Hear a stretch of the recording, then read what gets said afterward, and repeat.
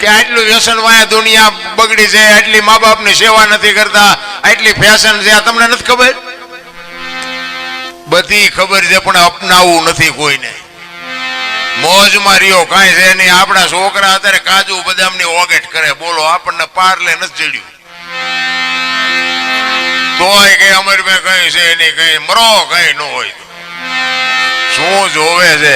અરે થીગડા ઉપર થીગડા દઈ દઈને મરી ગયા ભલામણા. એક આંગળી જાય એટલું ફાંકું હોય ને તોય આપણી માવડી એમ કે લાય લાય બેટા બે ટાંકા લઈ દો.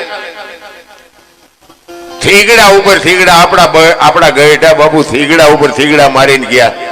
એમાંથી આપણને મોટા કર્યા અને દેહના કોથળા કરી નાખ્યા. એ મા બાપ જો રોટલા વગરના આટા મારતા હોય તો જિંદગીમાં ગાડું ન હાલે પાટે ભલામણા. અને પછી દાણા જોરે મેળે ન પડે. તમારે ત્યાં ગમે એમ હોય ને કે અમારે ત્યાં નકરું દાણા જોરવાનું જ હાલે. હા, અહીંયા 3 દિવસની લાઈનમાં પૂરા, બોલો અહીંયા નામ લખાવવું પડે, કાલ લઈને પમદે આવજો.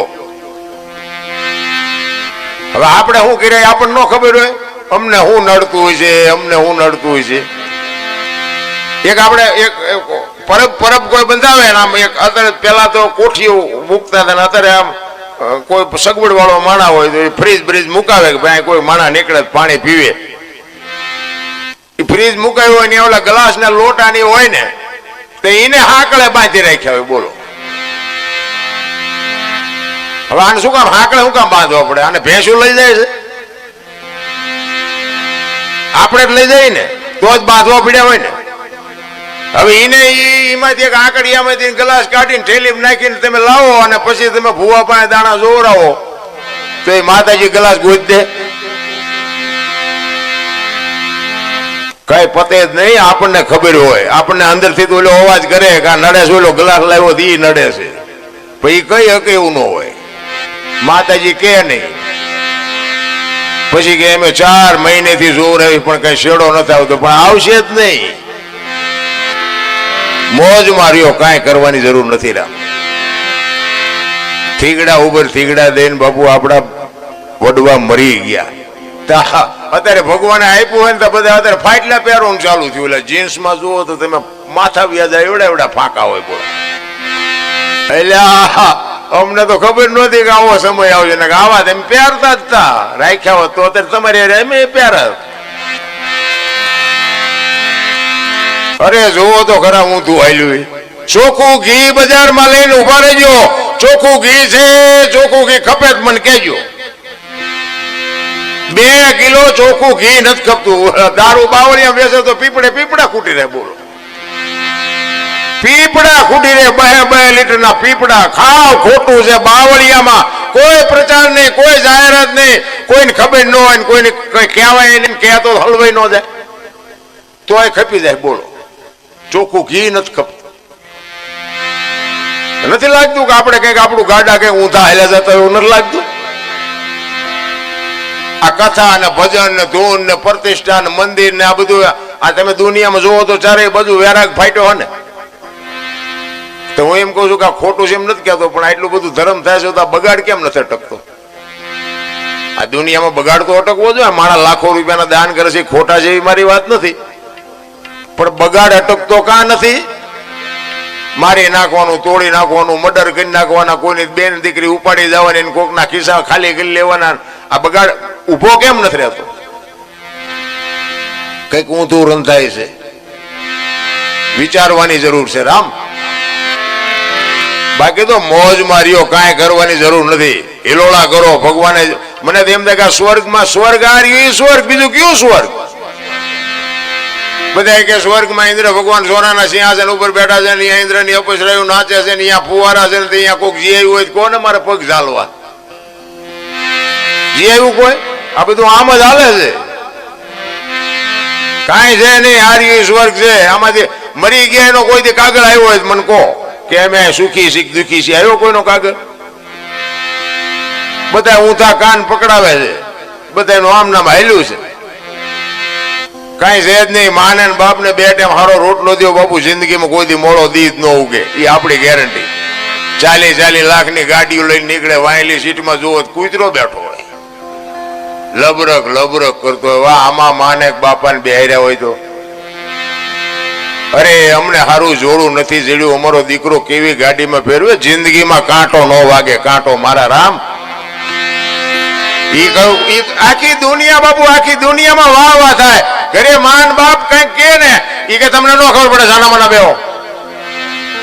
અલ્યા નહોતી ખબર એટલે 100 વીઘા રાખી, ત્યાં તું 10 વીઘાના ઉલાળિયા મીડ્યો કરવા, અમને નથી ખબર કે એમે વેચી નહીં ગયો તો તું બેટા મારા કારખાને નો ચડી ગયો. અરે ભૂખ્યા રહીને મારા છોકરાને કોઈની ગુલામી ન કરવી પડે, મારા છોકરા હાટું જમીનું રાખવું. અને અત્યારે હારા વાંડા લેવું હોય તો 2 એકર ઓછી કરે, બોલો. અમારે ત્યાં ટ્રેક્ટર જમીન વેચીને ટ્રેક્ટર લાવે, મેં કોઈ હાંકશો ચા ફળિયામાં, ચા હાંકશો આને.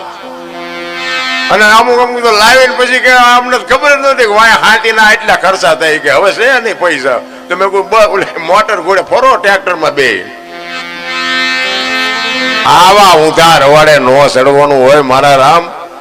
કઈક ઘર બાંધીને બેઠા છે ને, આપણને ઘરના વ્યવહારની કઈક ખબર હોવી જોઈએ કે આપણા દીકરા શું છે, આપણી દીકરી શું છે, આપણા મા બાપ કોણ છે, આપણું કુળ કોણ છે. આની ખબર ન હોય તો હું જિંદગીમાં તમે આવ્યા તો શું, નો આવ્યા તો શું ભલામણ. અરે મોજ માર્યો દિલ્હીનો સિકંદર બાપુ, 500 ઘોડાનો રસાલો લઈને બજારમાં નીકળ્યો, અને એક આમ ફૂટપાથ ઉપર ફકીર હૂતો હતો, એક ધોતડી પહેરેલી, પાણાનું ઓશીકું કરી, હાથમાં બીડી ટેકાવી, પગ ઉપર પગ ચડાવીને હૂતો હતો, અને આમ સિકંદર નીકળ્યો 500 ઘોડાનો રસાલો લઈને. અને આમ ફકીર ઉપર નજર ગઈ ને, અને રસાલો ઉભો રાખ્યો, કે ઉભો રાખો, મારે ઓલા ફકીર પાસે જવું છે. એ ફકીર પાસે ગયો હો સિકંદર. એ કે હે ફકીર, તારી મોજ ઉપર મને આજ મોજના તોરા છૂટે છે, માઇક કઈક મોજ આવી માઇક. ફકીરે આમ અત્યારે નજર ગઈને કે મારે કાંઈ જોતું નથી, જ્યાં જાતા હું ત્યાં જાવ. સિકંદર ને પરસ્યો વળી ગયો કે આ જો દિલ્હીનું રાજ માગે તો રાજ લખી દો, અટાણે આને કે પહેરવા ધોતડી છે, ખાવાના ઠેકાણા નથી, અને કે મારે કાંઈ જોતું નથી. ઈ કે પણ હું દિલ્હીનો સિકંદર શું, કઈક માઇક. ઈ કે મેં તમને પૂછ્યું તમે કોણ છો? તમે અમારી પાસે આવ્યા છો, હું તમારી પાસે આવ્યો છું. હુવા દો ને, કે બીડી ટેસ્ટથી પીવું છું, પીવા દો ને, તમે જાતા અહીંયા જાઓ ને. સિકંદર ને વાઈટો હોય તો લોહી નો નીકળે. અરે તારી મોજ, તારી ફકીરી, વાહ તારી મસ્તી, વાહ તારી મસ્તી. પછી સિકંદર કે હું આ દુનિયા છોડીને જાઉં ને, તેથી ખુદાના દરબારમાં જઈને કહેવું છે કે આવતા જન્મમાં મને આવી મોજ દેજે, આવી ફકીરી દેજે, આવી મને મસ્તી દેજે. પછી ફકીર જે બોલ્યો ને એ જીવનમાં ઉતારવા જેવું છે. કે શું કહો છો તમે? કે હું એમ કહું છું કે આવતા જન્મમાં ખુદાને મારે કહેવું છે કે આવતા જન્મમાં મને આવી મોજ ને આવી ફકીરી દેજે. ફકીરે કીધું કે તમે કેદી મરો, કેદી જાઓ ને ખુદાને હેરાન કરો, એના કરતા આઈન પર કૂતરો બેઠો છે ને આઈન પર તમે જમાવો, રસાલાને જવા દો ને, અત્યારે મોજ ચાલુ થઈ જાય. લ્યો આ પતે એવું છે આપણે. રાવણ શું લઈ ગયો ને, કરણ શું ખોઈ ગયો ને, પૈસા તો હાથનો મેલ છે, લાવો એક બીડી તો ઉખાડીને એક જોડી લઈ આવો ને.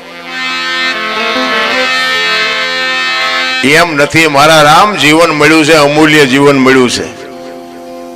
તમે જુઓ તો ખરા, વાહન, મકાન, રૂપિયા, લોઢા હવામાં ઉડે, વગર દોડે વાતું થાય, હિલોળા કરે એવું છે રામ. આમાં જીવતા ન આવડે તો ધક્કો થયો એમ સમજી લેજો. મને તો એમ થાય ખરું કાલ મરી જઈશું, જેટલો આનંદ લૂંટી લેવાય એટલો આનંદ લૂંટી લેવાનો છે રામ. પણ આ તમને મને આ જેટલા મહાપુરુષો અને ભજન છે ને, ભજન સત્સંગ છે ને, એ તમને સમજાય છે નહીં. સમજાય 2-5 જણાને સમજાય, ન સમજાય એવી વાત નથી કે અમે બધા સમજી ગયા, અમારો શેડો અડી ગયો, એવું કઈ તમે વ્યામમાં ન રહેતા, એવું કઈ છે નહીં. પણ ભજન સમજવા માટે બાપુ માથે ધણી હોવો જોઈએ, સદગુરુ હોવો જોઈએ. સદગુરુ સિવાય તમને સમજાય નહીં. ભોળાનાથ નો દીકરો કે ગણપતિનું માથું ભોળાનાથે કાપ્યું ને કે હાથીનું લગાડ્યું, ફોટામાં મૂર્તિમાં જોઈએ ને આપણે. તે હું એમ કઉ છું પેલું કાપ્યું ત્યાં જ નહીં પીડ્યું હોય, હાથીનું શું કામ લગાડ્યું? આ સમજાય છે? આ સમજાય ને તેથી તમે અમને નહીં બોલાવો. આ નથી સમજાતું એટલે અમને બોલાવો. તેમ અને હું તો કહું છું તમારા બધા ગુરુ હોય છે, પૂછજો આ બધું. અમુક અમુક હું વાતો તમને કહું ને, એક ભજન એમ કે છે કે પેલા મેં જન્મ્યા પછી જન્મ્યા બડા ભાઈ, ધામધૂમથી મારા બાપા જન્મ્યા ને પછી જન્મી મારી માં. વાહ ભાંગી નાખે કે નહીં કોક? પેલા હું જન્મ્યો પછી મારા મોટા ભાઈ જન્મ્યા પછી મારા બાપા જન્મ્યા ને પછી મારી માં જન્મી. આવું હોય? અમે કહીએ છીએ હોય, હવે તમને ન સમજાય તમારો પ્રશ્ન છે, તમારા સદગુરુને પૂછજો. સે સત્ય 100% સોનું છે, ખોટું આધુનિક યુગ છે બાપુ, ખોટું હાલે જ નહીં. એક વાણી કે રામ કિસી કો મારે નહીં, એસો પાપી નહીં, એ રામ આપી આપ મર જાતે ને કરતે કૂડે કામ. એ કે રામ કોઈને મારતો નથી. વાલી ને રાવણ ને આ બધાને કોઈને માર્યા હતા? રામાયણ કે છે, હું નથી કેતો. પણ એ સાચું છે, મારે છે એ વાત એ પાકી છે, નથી મારતો એ વાત એ પાકી છે. આ માટે સદગુરુની જરૂર પડે. એમનામ સમજાય એવું નથી. ચિત્તની શાંતિ, મનની પ્રશંસા, દિલની દાતારી, ગુમડાની રોજ અને ટાટિયા તાવ ને ટાટ એટલું માલિકોરથી આવે. ભજનનું છે ને ઊંધી વાત છે. ગુમડું હોય ને દવા લગાડવાની હોય ઉપરથી મટે માલપાથી, આ ભજનનું એવું ઊંધું છે એટલે નથી સમજાતું. અને જેટલા જેટલા મહાપુરુષોને સમજાય ગયું ને, ગોળ બંગાળનો રાજા ગોપીચંદ ને 92 લાખ માળવાનો ધણી ભરતરી બાપુ સાધુ બની ગયા. એને નક્કી થઈ ગયું, આપણને નક્કી નથી થતું. એટલા જ માટે મહાપુરુષોએ કીધું છે કે આ બધું નથી મફતમાં મળતા, જેના મૂળ ચૂકવવા પડતા. એમ નામ નથી આ દુનિયા કોઈ એને ગાણા ગાતી.